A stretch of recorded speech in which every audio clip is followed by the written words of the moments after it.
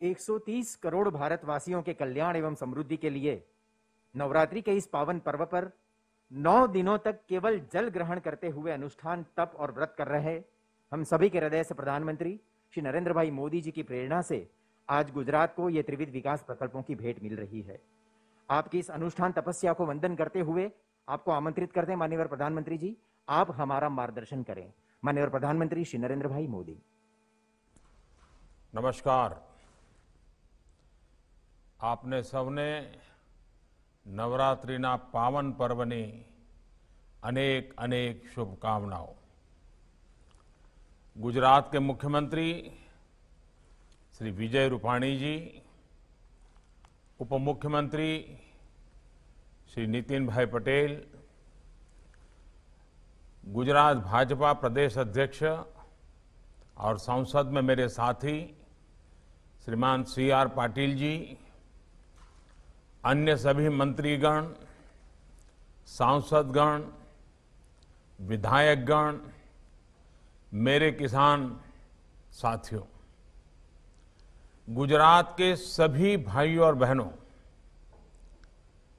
नवरात्रि के इस पावन पर्व में मां अंबे के आशीर्वाद से आज गुजरात के विकास से जुड़े 3 अहम प्रोजेक्ट्स की शुरुआत हो रही है। आज किसान सूर्योदय योजना, गिरनार रोपवे और देश के बड़े और आधुनिक कार्डियक हॉस्पिटल गुजरात को मिल रहे हैं। ये तीनों एक प्रकार से गुजरात की शक्ति, भक्ति और स्वास्थ्य के प्रतीक है। इन सभी के लिए गुजरात के लोगों की बहुत बहुत बधाई देता हूं मैं। भाइयों और बहनों, गुजरात हमेशा से असाधारण सामर्थ्य वाले लोगों की भूमि रही है। पूज्य बापू और सरदार पटेल से लेकर गुजरात के अनेक सपूतों ने देश को सामाजिक और आर्थिक नेतृत्व दिया है। मुझे खुशी है कि किसान सूर्योदय योजना के माध्यम से गुजरात फिर एक नई पहल के साथ सामने आया है। सुजलाम सुफलाम और सौनी योजना के बाद अब सूर्योदय योजना गुजरात के किसानों के लिए मील का पत्थर साबित होगी। किसान सूर्योदय योजना में सर्वोच्च प्राथमिकता गुजरात के किसानों की आवश्यकता को दी गई है। बिजली के क्षेत्र में बरसों से गुजरात में जो काम हो रहे थे, वो इस योजना का बहुत बड़ा आधार बने हैं। एक समय था जब गुजरात में बिजली की बहुत किल्लत रहती थी। 24 घंटे बिजली देना बहुत बड़ी चुनौती थी। बच्चों की पढ़ाई हो, किसानों के लिए सिंचाई हो, उद्योगों के लिए कमाई हो, ये सब कुछ इस एक कारण से बहुत प्रभावित होता था। ऐसे में बिजली के उत्पादन से लेकर ट्रांसमिशन तक हर प्रकार की कैपेसिटी तैयार करने के लिए मिशन मोड पर काम किया गया। गुजरात देश का पहला राज्य था जिसने सौर ऊर्जा के लिए 1 दशक पहले ही व्यापक नीति बनाई थी।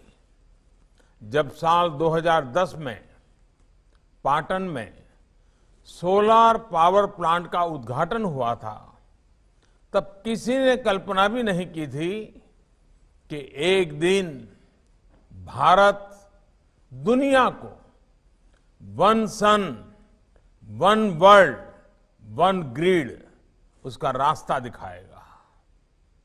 आज तो भारत सोलर पावर के उत्पादन और उपयोग दोनों के मामले में दुनिया के अग्रणी देशों में है। बीते 6 सालों में देश सौर ऊर्जा के उत्पादन के मामले में दुनिया में 5वें नंबर पर पहुंच चुका है और तेजी से आगे बढ़ रहा है। भाइयों और बहनों, जो गांवों से नहीं जुड़े हैं, खेती से नहीं जुड़े हैं, उनमें से बहुत कम को ही पता होगा कि किसानों को सिंचाई के लिए ज्यादातर रात में ही बिजली मिलती है। ऐसे में खेत में सिंचाई के समय किसानों को रात भर जागना पड़ता है। जूनागढ़ और गिर सोमनाथ जैसे इलाकों में जहां से किसान सूर्योदय योजना शुरू हो रही है, वहां तो वाइल्ड लाइफ, जंगली जानवरों का भी बहुत ज्यादा खतरा रहता है। इसलिए किसान सर्वोदय योजना न सिर्फ राज्य के किसानों को सुरक्षा देगी, बल्कि उनके जीवन में नया सवेरा भी लाएगी। किसानों को रात के बजाय जब सुबह सूर्योदय से लेकर के रात 9 बजे के दौरान 3 फेज बिजली मिलेगी, तो यह नया सवेरा ही तो है। मैं गुजरात सरकार को इस बात के लिए भी बधाई दूंगा कि बाकी व्यवस्थाओं को प्रभावित किए बिना ट्रांसमिशन की बिल्कुल नई कैपेसिटी तैयार करके ये काम किया जा रहा है। इस योजना के तहत अगले 2-3 वर्षों में लगभग 3,500 सर्किट किलोमीटर नई ट्रांसमिशन लाइनों को बिछाने का काम किया जाएगा। मुझे बताया गया है कि आने वाले कुछ दिनों तक 1000 से ज्यादा गांवों में ये योजना लागू भी हो जाएगी। इनमें भी ज्यादा गांव आदिवासी बाहुल्य इलाकों में है। जब इस योजना का पूरे गुजरात में विस्तार हो जाएगा, तो ये लाखों किसानों के जीवन को, उनकी रोजमर्रा की जिंदगी को पूरी तरह बदल देगी। साथियों, किसान की आय दोगुनी करने के लिए, लागत कम करने के लिए, उनकी परेशानी कम करने के लिए बदलते समय के साथ हमें अपने प्रयास बढ़ाने ही होंगे। किसानों को कहीं पर भी अपनी उपज बेचने की आजादी देना हो या फिर हजारों किसान उत्पादक संघों का निर्माण, सिंचाई की अटकी हुई परियोजनाओं को पूरा करने का काम हो या फिर फसल बीमा योजना में सुधार, यूरिया की 100% नीम कोटिंग हो या फिर देश भर के करोड़ों किसानों को सॉइल हेल्थ कार्ड, इसका लक्ष्य यही है कि देश का एग्रीकल्चर सेक्टर मजबूत हो, किसान को खेती करने में मुश्किल न हो। इसके लिए निरंतर नई नई पहल की जा रही है। देश में आज अन्नदाता को ऊर्जादाता भी बनाने के लिए काम किया जा रहा है। कुसुम योजना के तहत किसान उत्पादक संघ, एफपीओज, कोऑपरेटिव्स, पंचायतों, ऐसे हर संस्थानों को बंजर जमीन पर छोटे छोटे सोलर प्लांट लगाने में सहायता दी जा रही है। देश भर के लाखों किसानों के सोलर पंपों को भी ग्रिड से जोड़ा जा रहा है। इससे जो बिजली खेतों में पैदा होगी, उसको किसान जरूरत के हिसाब से अपनी सिंचाई के लिए उपयोग कर पाएंगे और अतिरिक्त बिजली को बेच भी पाएंगे। देश भर में करीब 70.5 लाख किसान परिवारों को सोलर पंप लगाने में मदद की जा रही है। इससे किसानों को सिंचाई की सहूलियत भी मिलेगी और उन्हें अतिरिक्त आय भी हो जाएगी। साथियों, गुजरात ने तो बिजली के साथ साथ सिंचाई और पीने के पानी के क्षेत्र में भी शानदार काम किया है। इस कार्यक्रम में जुड़े हम सभी जानते हैं कि गुजरात में पानी की क्या स्थिति थी। बजट का बहुत बड़ा खर्चा, सालों तक पानी के पीछे ही खर्चना पड़ा है। ये बहुत लोगों को अंदाज नहीं होगा कि गुजरात पर पानी के पीछे आर्थिक बोझ बहुत बड़ा रहता था। बीते 2 दशकों के प्रयासों से आज गुजरात के उन जिलों, उन गांवों तक भी पानी पहुंच गया है जहां कोई पहले सोच भी नहीं सकता था। आज जब हम सरदार सरोवर को देखते हैं, नर्मदा जी के जल को गुजरात के सूखाग्रस्त क्षेत्रों तक पहुंचा रही नहरों के नेटवर्क को देखते हैं, वाटर ग्रिड्स को देखते हैं, तो गुजरात के लोगों के प्रयासों पर गर्व होता है। गुजरात के करीब 80% घरों में आज नल से जल पहुंच चुका है। बहुत जल्द गुजरात देश के उन राज्यों में होगा जिसके हर घर में पाइप से जल पहुंचेगा। ऐसे में जब आज गुजरात में किसान सर्वोदय योजना शुरू हो रही है, तो सभी को अपना एक प्राण, एक मंत्र फिर दोहराना है। ये मंत्र है पर ड्रॉप मोर क्रॉप का। पर ड्रॉप मोर क्रॉप का।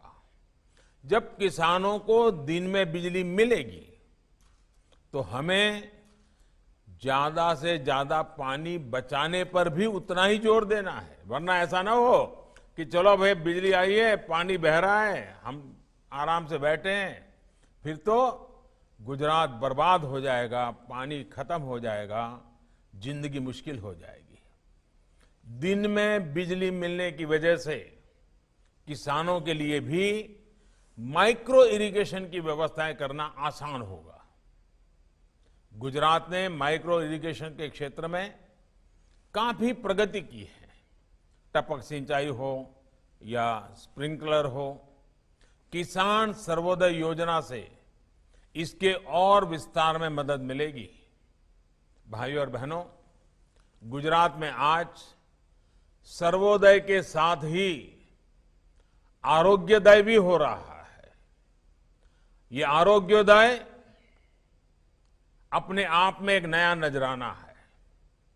आज भारत के सबसे बड़े कार्डियक अस्पताल के रूप में UN Mehta institute of cardiology and research centre का लोकार्पण किया गया है। ये देश के उन चुनिंदा अस्पतालों में से हैं जिसमें वर्ल्ड क्लास इंफ्रास्ट्रक्चर भी है और उतनी ही आधुनिक हेल्थ फैसिलिटी भी है। बदलती लाइफस्टाइल के कारण हार्ट से जुड़ी समस्या को हम देख रहे हैं, दिनों दिन बढ़ती चली जा रही है, छोटे बच्चों में हो रही है।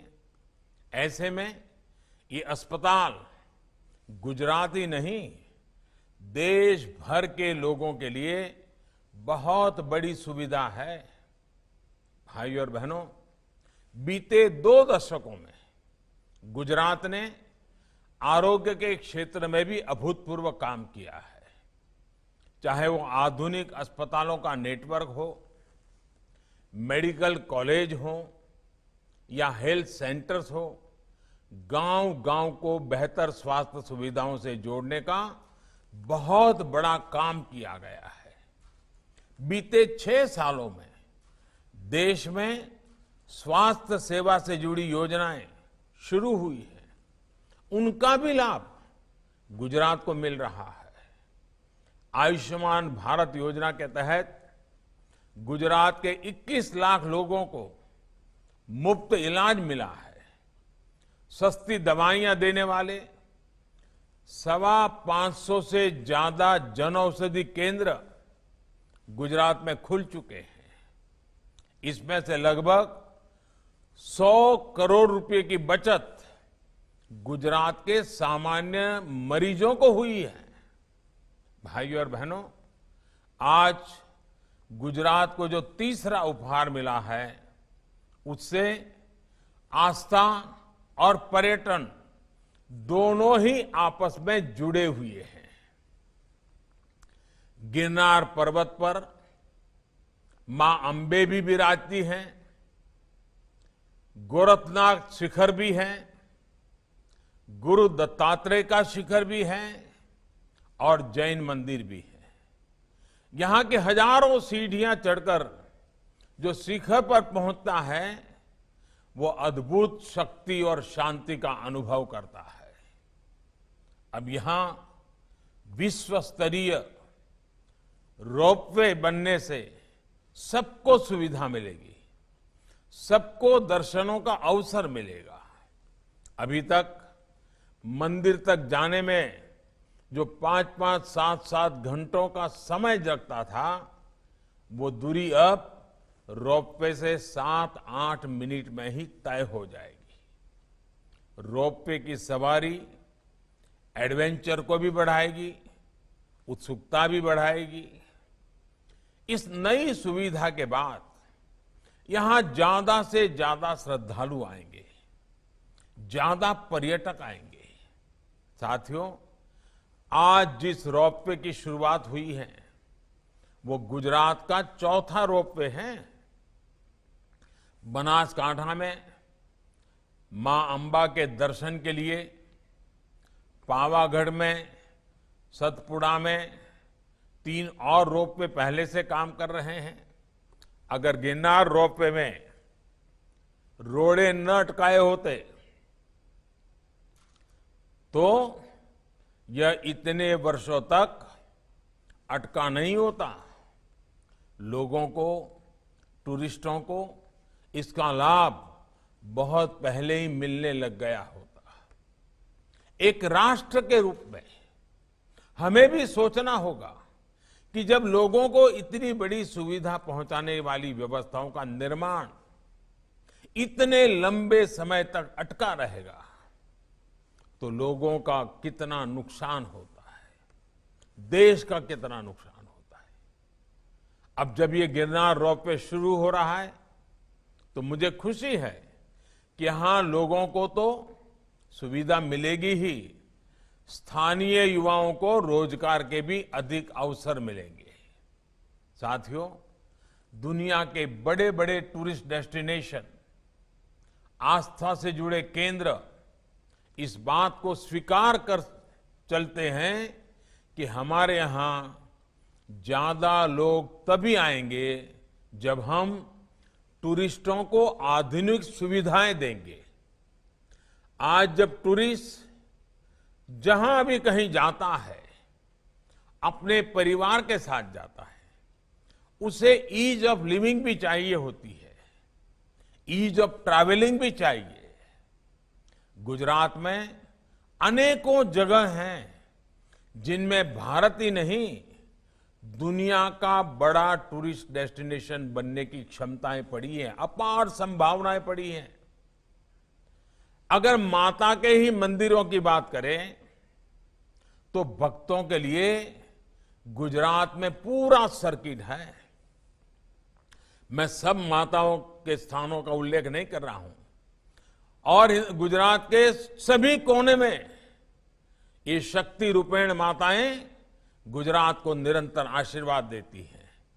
अंबाजी है, पावागढ़ तो है ही है, ચોટીલા ચાमुंडा माता जी हैं, उमिया माता जी हैं, कच्छ में मातानो मढ़, इतने ही यानी अनगिनत हम अनुभव कर सकते हैं कि गुजरात में एक प्रकार के शक्ति का वास है। कई प्रसिद्ध मंदिर है। आस्था के स्थलों के अलावा भी गुजरात में अनेक जगह हैं जिनकी क्षमताएं अद्भुत है। अभी आपने भी देखा है कि द्वारका के पास शिवराजपुर समुद्री बीच को अंतर्राष्ट्रीय पहचान मिली है, ब्लू फ्लैग सर्टिफिकेशन मिला है। ऐसे स्थलों को विकसित करने पर वहां ज्यादा से ज्यादा पर्यटक आएंगे और अपने साथ रोजगार के नए अवसर भी लाएंगे। आप देखिए, सरदार साहब को समर्पित स्टैच्यू ऑफ यूनिटी, दुनिया की सबसे ऊंची प्रतिमा, अब कितना बड़ा टूरिस्ट अट्रैक्शन बन रही है। जब ये कोरोना शुरू हुआ, उससे पहले ही करीब करीब 45 लाख से ज्यादा लोग स्टैच्यू ऑफ यूनिटी को देखने जा चुके थे। इतने कम समय में 45 लाख लोग बहुत बड़ी बात होती है। अब स्टैच्यू ऑफ यूनिटी को फिर से खोला गया है, तो ये संख्या फिर तेजी से बढ़ रही है। इसी तरह छोटा सा उदाहरण देता हूं मैं। अहमदाबाद में कांकरिया झील, कांकरिया तालाब तक पहुंचने वालों की संख्या, एक जमाना था वहां से कोई गुजरता नहीं था, दूसरा रास्ता लेता था। उसका थोड़ा सा रिनोवेशन किया, थोड़ा टूरिस्ट को ध्यान में रख करके व्यवस्थाएं खड़ी की, और आज स्थिति क्या है, वहां पर पहुंचने वालों की संख्या अब सालाना 75 लाख तक पहुंच रही है। अकेले अहमदाबाद शहर के मध्य में 75 लाख मध्यम वर्ग, निम्न मध्यम वर्ग के परिवारों के लिए ये जगह बहुत आकर्षण का कारण बन चुकी है और अनेक लोगों की रोजी रोटी का कारण भी बनी है। ये सारे परिवर्तन, टूरिस्टों की बढ़ती हुई संख्या, स्थानीय लोगों की आय बढ़ाने भी बहुत मदद करती है। और टूरिज्म एक ऐसा क्षेत्र है जहां कम से कम पूंजी लगती है और ज्यादा से ज्यादा लोगों को रोजगार मिलता है। हमारे जो गुजराती साथी, और मैं चाहूंगा विश्व भर में फैले हुए गुजराती बंधु भगिनी को मैं आज आग्रह से कहना चाहता हूं, गुजरात के ब्रांड एम्बेसडर बनकर आज पूरी दुनिया में गुजरात के लोग छाए हुए हैं। जब गुजरात अपने यहां नए नए आकर्षण का केंद्र बना रहा है, भविष्य में भी बनाने वाला है, तो दुनिया भर में फैले हुए हमारे गुज्जू बंधुओं से मैं कहूंगा, वो हमारे सभी साथी उनकी बातों को पूरी दुनिया में अपने आप ही लेकर के चले जाएं, दुनिया को आकर्षित करें, गुजरात के टूरिस्ट डेस्टिनेशन से परिचित कराएं। हमें इसी को लेकर आगे चलना है, आगे बढ़ना है। एक बार फिर सभी गुजरात के मेरे भाइयों बहनों को इन आधुनिक सुविधाओं के लिए मैं बहुत बहुत बधाई देता हूं। मां अंबे के आशीर्वाद से गुजरात विकास की नई ऊंचाइयों पर पहुंचे, मेरी यही प्रार्थना है। गुजरात स्वस्थ रहे, गुजरात सशक्त बने। અને મારા ગુજરાતના ભાઈઓ બહેનોને એક દિલની વાત કરવી છે અને મને ખાતરી છે કે મારી આ વાતને આપ જરૂર સત્કારશો અને મને સાથ આપશો। કોરોના વાયરસ છે ત્યાં સુધી સાવચેત રહેવું ખૂબ જ જરૂરી છે। 2 ગજની दूरी खूब ज जरूरी, मास्क पहरवो पण एकदम जरूरी, साबुथी नियमित हाथ धोता रहो, ज्यां सुधी दवा नहीं त्यां सुधी ढिलाश नहीं। इन्हीं शुभकामनाओं के साथ आपका आभार, बहुत बहुत धन्यवाद।